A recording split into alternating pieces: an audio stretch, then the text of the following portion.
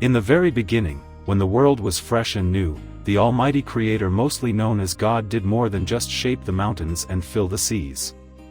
He also crafted time itself with perfect wisdom. Everything had its place and its moment, and every day was meant to follow a flawless plan.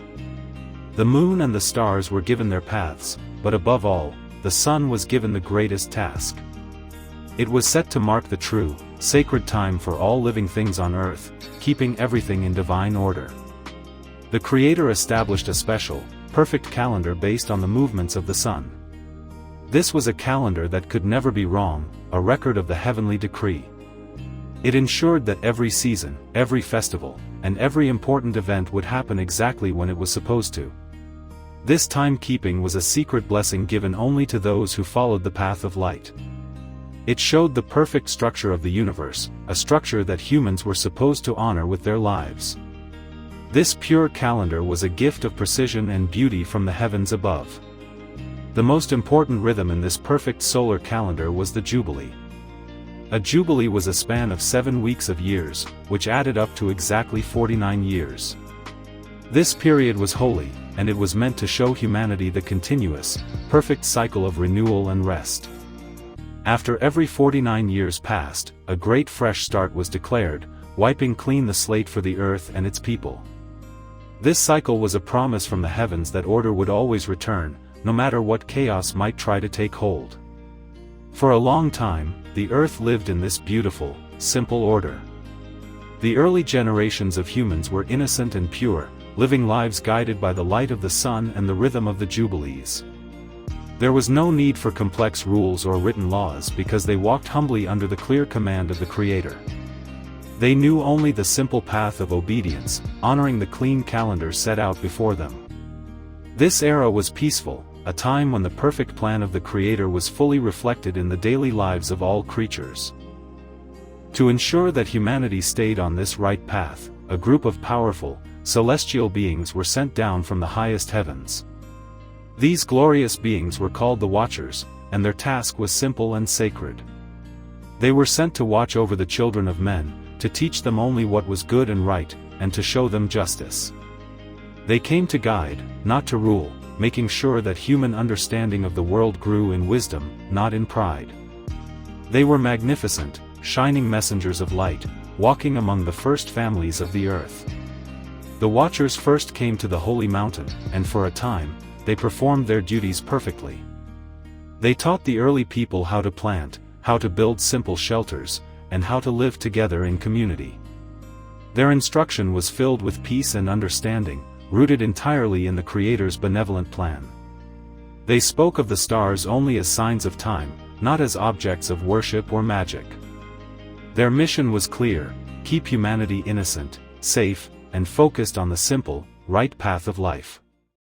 But as the centuries passed, the Watchers began to look too closely at the world below, and their focus started to shift.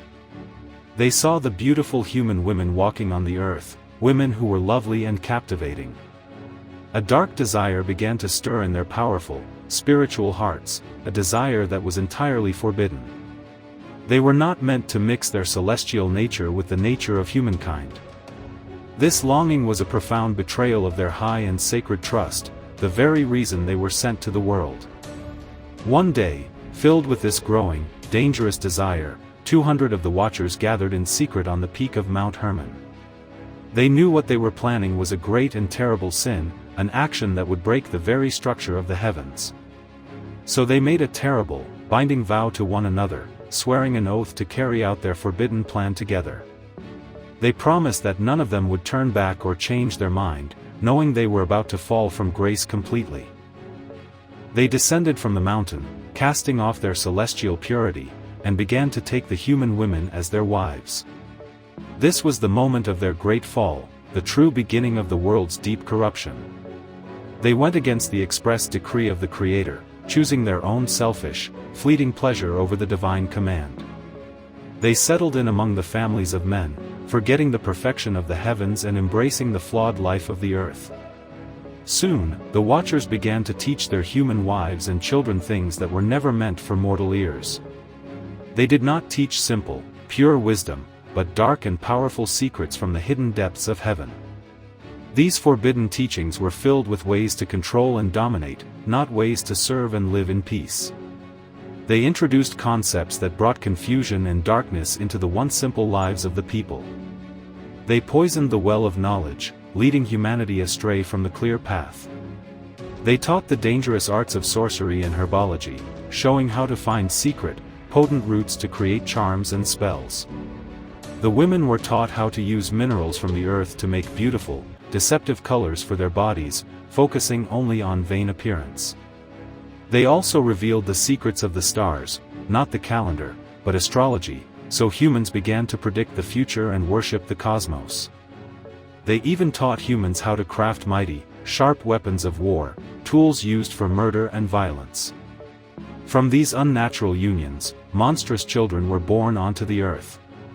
These were the fierce, terrifying Nephilim, enormous giants who were filled with wicked strength and an insatiable hunger.